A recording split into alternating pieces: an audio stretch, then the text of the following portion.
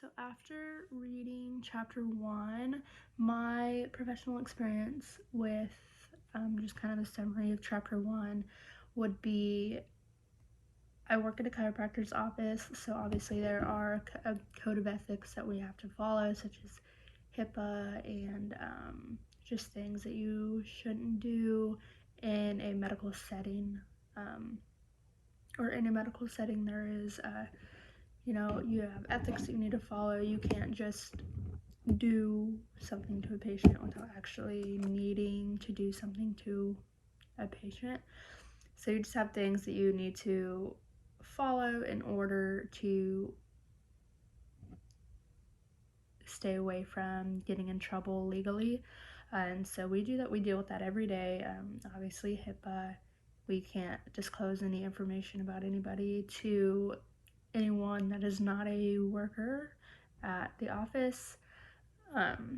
So it's just kind of something that I am still learning to become better at as time goes on, the longer I'm working healthcare. So that is something that I'm still getting better at, but I'm still pretty good at it, again, because of legal reasons. Obviously, we can't share information with other people about that, and so we're all pretty good about being trained on stuff like that. My goal for the future professionally, I'm getting my undergrad currently in sports medicine. I graduate in December, and then after that I plan on getting my master's in athletic training. I haven't decided if I'm going to get my doctorate yet or not, but that's a little ways down the road.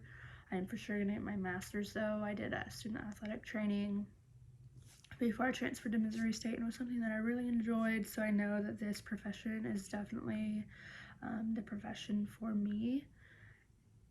And then some healthcare management norms that I already demonstrate daily are just keeping the confidentiality between me and the patients that I have at my office. I don't disclose anything that you need to be on a HIPAA release form in order to gain. I treat everybody with respect. I don't treat anybody different based on anything that could set them apart from somebody else. I treat everybody the same. I have very good bedside manner, treat people the way you want to be treated, especially in healthcare. They put a lot of their trust in you, so being able to work with them and have that trust in them is something that you need to continue to do so you can continue to have that trust. So having a good bedside manner, having a good attitude towards them is something that I'm really good at. And again, actions, body language is a lot. Like if you're walking around the office and you start rolling your eyes and having a bad attitude that day, they're going to see that and it's going to rub off on them and they're not going to want to work with you. So even if I'm having a bad day, I'm really good about putting my personal life aside whenever I am in the professional setting. So I have really good bedside manner. I really try to make all my patients feel heard, and I work to just treat everybody the same because you can't treat one person. Obviously, you treat people differently based on what is their diagnosis, what's wrong with them, but attitude-wise, and you got to treat everybody the same. You can't treat one person different from somebody else just because of reasons like they're mean and that patient's nice. Like you got to treat everybody the same across the board.